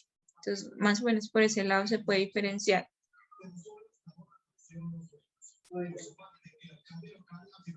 Muchas gracias. Ahora continuamos con la pregunta de Claudia.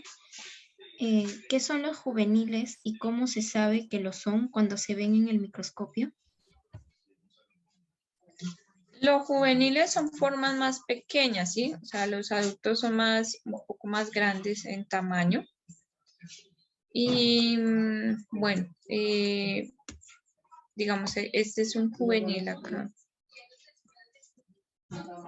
Y bueno, hay algunos nemátodos que no tienen adulto macho, por ejemplo, porque se reproducen por partenogénesis, entonces solamente tienen la hembra. En esos casos, pues es mucho más fácil reconocer cuáles son los juveniles y cuáles son los adultos. Pero, por ejemplo, acá en el caso de Pratylencus, pues tanto la hembra como el macho tienen la misma forma, yo no sé, digamos, no sé diferenciar, pero entonces en este caso, por el tamaño, pues los juveniles van a ser mucho más pequeños. Bueno, digamos que la identificación de los nemátodos se hace pues usando pues esos caracteres que yo les había mencionado, que generalmente están en los adultos, entonces pues esas formas juveniles son más conociendo que ellos son los que están causando, son la forma infectiva, pero no siempre las vamos a ver ya en el resultado final, porque por ejemplo acá ya estos que están acá recorriendo la planta son adultos, ya no son juveniles. Los juveniles pues son estados dentro de ese ciclo de vida, son estados pues del nemato, entonces cada vez que el nemato muda su cutícula, entonces va a aparecer otra forma nueva. Entonces, generalmente estos nemátodos tienen 4 formas juveniles y ya viene el adulto.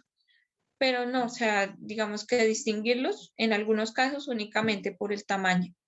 En otros casos es cuando no hay macho adulto, entonces solamente hay hembra adulto y de esa manera pues los que nosotros vemos así en forma alargada pues son los juveniles, porque ahí no habría pierde, pero realmente es un poco difícil, digamos, cuando eclosionan esos quistes, uno sí los ve, libera el quiste ahí en el agua y comienzan a eclosionar, eso es súper rápido, y uno comienza a ver los juveniles ahí, son así chiquitos, son, a ver, mostramos esos, es que no tenemos acá ninguno.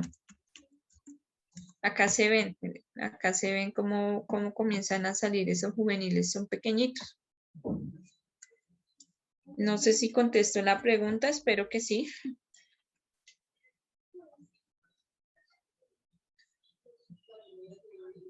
Muchas gracias. Ahora pasamos con la siguiente pregunta, que es, ¿qué función cumplen los órganos sensoriales en los nemátodos y cómo sobreviven en el suelo? Bueno, eso es un tema bien largo, sí funcionan. Y yo me voy a ir un poco para lo que no mostré en la presentación.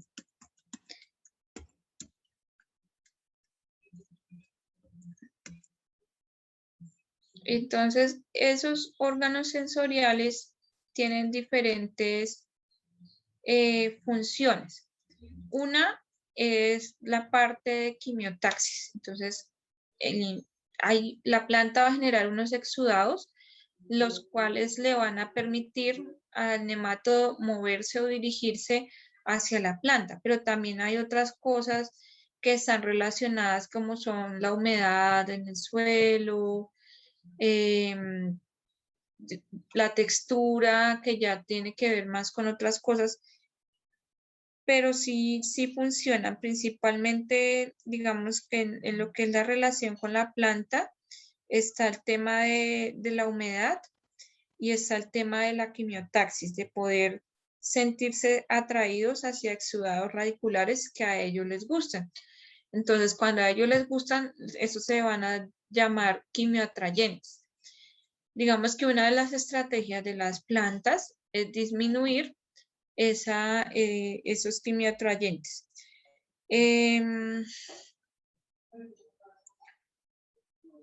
También pues, a ver, ¿para qué más sirven eso? Esos órganos sensoriales.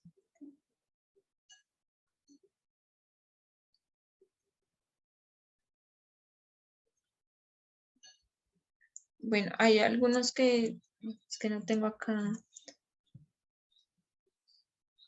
Acá tenemos los ánfidos, que también son órganos sensoriales, pero también estos sirven para la secreción de lo que se llaman las proteínas efectoras, que son proteínas que van a atacar la inmunidad de la planta, la inmunidad basal, van a bloquearla y pues bueno, es más de fitopatología molecular, pero digamos que también son importantes en ese caso.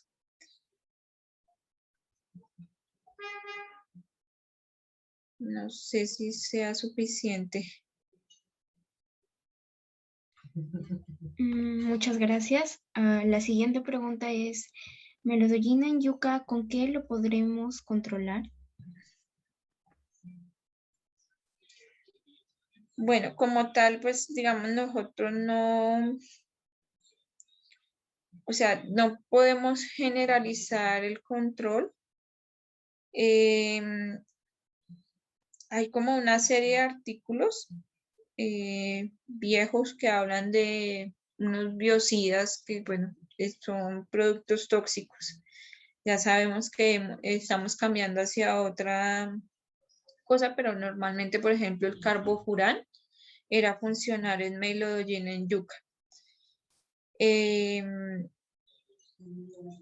Ya digamos, tocaría entrar, por ejemplo, en lo que es un plan integral de manejo, como estábamos hablando con el señor de los lulos, que nos mencionaba pues que el problema que tiene con Melodollina en lulo, y es como mezclar diferentes estrategias como las rotaciones, como las solarizaciones, cambiar, digamos, condiciones de riego, no sé, cosas así que permitan o que faciliten eso, o incluso pues el uso de controladores biológicos.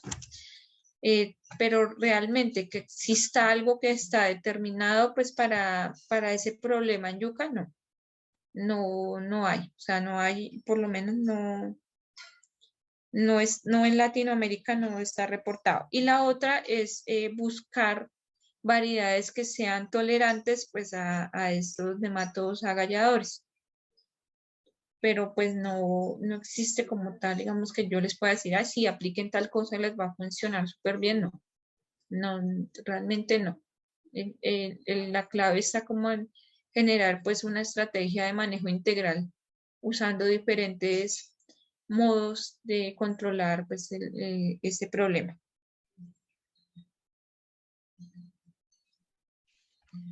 La siguiente pregunta es de Facebook y Wellington pregunta, ¿cuál es la concentración mínima de la solución azúcar para extracción por centrífuga y flotación en azúcar? Bueno.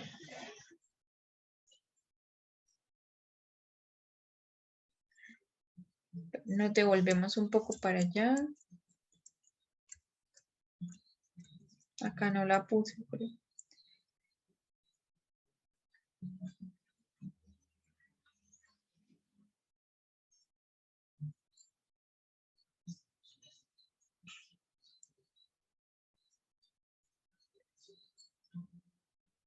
Bueno, pues hay diferentes, digamos, diferentes métodos reportados. Y pues algunas personas han hecho modificaciones en los laboratorios para usar, digamos, como tal estos gradientes. Entonces, eso, si yo me acuerdo.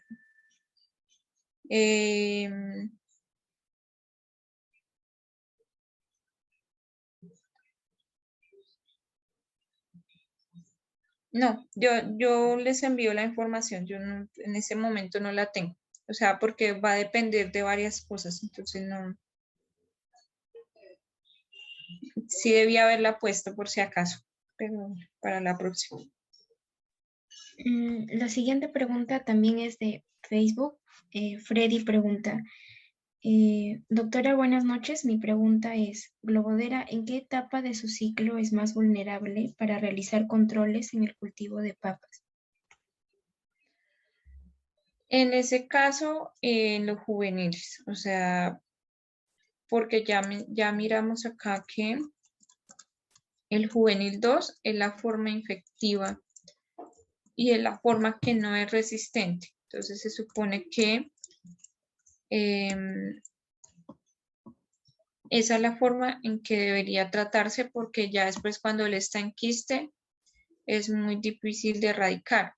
Sin embargo, como no sabemos históricamente ese cultivo en qué, o sea, qué población tiene de quistes, qué población tiene de juveniles, o cómo está, digamos, ese cultivo. Entonces, en ese caso sí es recomendable hacer los muestreos para saber qué es lo que está ocurriendo, digamos, realmente. Yo vi unos quistes, pero si ya vi unos quistes, pues es posible que todo el suelo esté infestado con quistes. Entonces, no existe como tal. ¿Qué se puede hacer? Aplicar algo que vaya a favorecer la resistencia de la planta. Eso existe, digamos, eso existe, eso está reportado. O usar una variedad que sea tolerante para Globodera. También están reportadas. No que no tienen resistencia completa, pero sí hay variedades que son más tolerantes y por tanto pueden llevarnos a un buen rendimiento a pesar de que ya esté infectado con a pesar de que el nematodo esté en el suelo y eso, y ayudarnos de controladores biológicos o de diferentes formas, digamos, de manejo de este nematodo quiste. No, no hay como tal como un secreto, digamos, para eso, pero sí sería bueno cuantificar la población presente en el cultivo y operar a usar cosas sobre la planta antes de colocarla o sobre la semilla antes de colocarla en el suelo.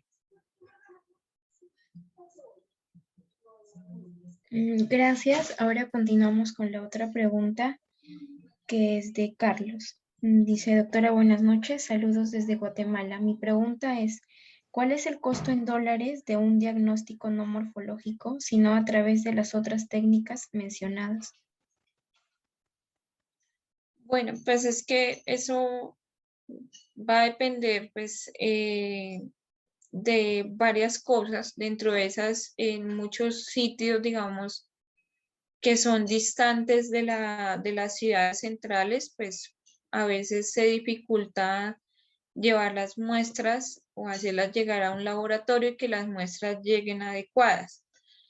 Generalmente, pues estas muestras pueden durar como máximo 48 horas almacenadas para poderlas, digamos, transportar. Y entonces ahí es donde se va generando los problemas para realizar el diagnóstico. Nosotros nunca arrancamos de un diagnóstico molecular para llegar a un diagnóstico clásico. Tenemos que hacer todo lo contrario. Entonces también va a ser muy importante la información que proporcione el agricultor. ¿Dónde estoy ubicado? ¿En qué altitud? ¿Cuánta humedad? Como nos mencionaba ahorita el señor, ¿cuál es la textura de mi suelo? ¿Qué tipo de suelo es? Yo vi este patrón de distribución o tomar unas fotos y encontré esto que posiblemente un ingeniero agrónomo me dijo que podía ser causado por un nemátodo. Y entonces ya viene el problema de llevar las muestras hasta el laboratorio y en el laboratorio se hace la inspección de lo que es las raíces, de lo que es el suelo, se hacen los métodos de extracción y se hacen las observaciones al microscopio para ver si nosotros vemos si hay presencia o no hay presencia de quistes en esas muestras. Si hay presencia de deformaciones así, por ejemplo, que nos llevan a pensar que puede tratarse de Meilodogyne o de quistes que nos pueden llevar a pensar que puede ser un nematoquiste o como el caso de lo que veíamos por acá, de estos endoparásitos, en forma de riñón. Entonces, todo eso nos puede dar información, pero si ustedes notan acá, se tuvo que hacer un corte longitudinal para poder observar la presencia pues, del nemátodo. Entonces, digamos que dar unos costos aproximados no es prudente porque eso depende hasta dónde vamos a llegar. Entonces, si vamos a llegar a decirle a la persona, eso es solo es Meilodogyne, es un Meilodogyne, ya, yo me retiro porque no voy a llegar a esta especie, pues eso va a tener un costo, pero si ya vamos a llegar a esta especie, entonces normalmente esos cortes son complicados y no los hacen en todo lado, o las identificaciones que requieren una microscopía de barrido, no en todo lado tienen microscopía de barrido, entonces ya tendría que ser ya una confirmación a nivel de especie mediante una técnica de biología molecular. Y pues eso va a depender si se cuentan o no con los primers que se requieren para esa identificación. Pero nunca comenzar desde la parte molecular para llegar a verlas, a observar en el microscopio, a ver, sí, es que sí era un nemátodo, porque eso sí va a tener unos costos extremadamente altos y que no van a valer la pena, porque lo que vale la pena es comenzar desde lo que vio el agricultor, lo que reportó, lo que ya habían visto antes, la historia del terreno, hasta lo que se llevó al laboratorio y se observó que definitivamente había presencia de nemátodos y que esos nemátodos, por los síntomas que nosotros ya observamos, por la especie vegetal, podían ser los agentes causales. Entonces, un poco en dirección a esto, es ir hacia la ruta de diagnóstico o crear una ruta de diagnóstico de no solamente nematodos, sino en cualquier caso, en cualquier tipo de enfermedad. Porque a veces, por ejemplo, nosotros vemos esto. No, no era. Vemos estos marchitamientos y nosotros podríamos llegar a pensar que eso no es un nematodo. Puede ser un hongo, por ejemplo, Rhizoctonia solani. Bueno, no sé en este caso, pero o algún hongo que cause un problema a nivel de la raíz o un hongo vascular, por ejemplo, o una bacteria vascular. Entonces, es mirar un poco más lo que hay detrás de ese diagnóstico, no dejarse, digamos, guiar por lo primero que uno observa, sino esta especie de planta es, por ejemplo, es una remolacha dulce. Entonces, me voy a buscar cuáles son las enfermedades de remolacha dulce. Y me van a aparecer, pues, hongos que pueden causar marchitamiento. Entonces, miro a ver cuáles hongos pueden causar marchitamiento. Ah, pero es que este síntoma de marchitamiento también lo puede causar Nacobus aberrans. Y Nacobus aberrans no es un hongo, sino es un nemátodo. Entonces, yo ya me voy a mirar a la raíz sabiendo qué es lo que puede causar esto. Entonces, se necesita muchísima observación. Se necesita ser muy observatorios, digamos, para poder percibir qué otras cosas pueden estar ocurriendo a nivel de esa raíz. Como lo decía, a veces uno saca las raíces y entonces uno espera encontrar así la super deformación causada por Melodogyne y muchas veces eso no pasa. Entonces, pero sí puede uno diferenciar y tomar una planta sana versus una planta que está mostrando síntomas a ver si hay alguna diferencia en la morfología de esa raíz. Entonces, digamos que dar unos costos aproximados es muy complicado porque va a depender de a dónde es el terreno, están lejos, se necesita un transporte especial para las muestras, se necesita que se le diga al agricultor si es qué especie es, por ejemplo, si yo dije es un Melodogyne, qué especie es de Melodogyne, o simplemente le voy a decir tiene Melodogyne para poder saber si necesitamos tener unas pruebas de confirmación molecular o identificación o ubicación filogenética del nematodo que encontramos. Entonces, no me atrevo a dar costos aquí, pero lo que sí quiero es, mi mensaje es ir mucho más allá y no pensar que la biología molecular nos va a solucionar todos, porque para eso existe pues todos los síntomas y todo lo que el agricultor también nos dice, la información que él nos proporciona para llegar al diagnóstico. Muchas gracias. Y ya para finalizar, tenemos vamos a leer la última pregunta, que es de Saúl Omar, de Facebook. Él dice, buenas noches, ¿hay alguna planta que sirva como un atrayente para nemátodos o controle estos parásitos? Desde Perú. No sé si se refiere a plantas trampa o a plantas, bueno, sí, plantas trampas son las que atraen.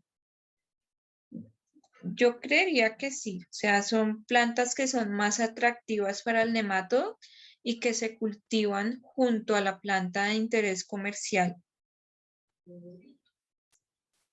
Pero no, en este momento no tengo, o sea, ¿cómo decir? Porque también lo que he observado, digamos, según lo que he leído, nosotros no lo usamos así. La lechuga, por ejemplo, es una planta trampa que sí está demostrada, que yo he leído en artículos científicos, es una planta trampa de Melodogyne. Entonces lo que uno hace es implementar un cultivo que ya no es un monocultivo, sino es un policultivo específico en el cual usa plantas acompañantes y en esas plantas acompañantes puede usar plantas trampas, las cuales pues son más, digamos, ricas para el nemátodo que la planta que yo estoy cultivando y eso pues facilita un poco el control. También hay unas plantas de ciclo corto que tienen ese mismo efecto sobre Melodogyne. Tenemos, digamos, algunas solanáceas que sirven como plantas trampa para globodera y heterodera. Pero esa información, digamos, es específica, ¿no? O sea, como si nos estamos dando cuenta, no es que todas las trampas, todas las plantas trampas no funcionan igual, sino van a depender también de la especie del patógeno. y por esa razón pues es importante pues leer la información que está reportada. O sea, de existir, sí existe, pero sí invitarlo un poco, pues digamos, a leer como esos artículos que están reportados y en los cuales se ha evaluado el impacto de tener un policultivo con plantas acompañantes o con plantas trampas que sobre el control o el evitar que los nematodos dañen el cultivo de interés comercial. Esos son como unos tipos de manejos más agroecológicos.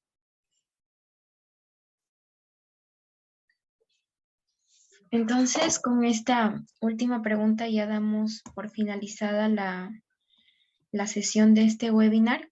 Y otra vez agradecerles a todos por su presencia y espero que les haya servido de mucho y esperamos que sigan aprendiendo con amantes de la fitopatología para que obtengan el certificado y la grabación del webinar para que puedan ver las veces que ustedes necesiten y verla con mayor detenimiento.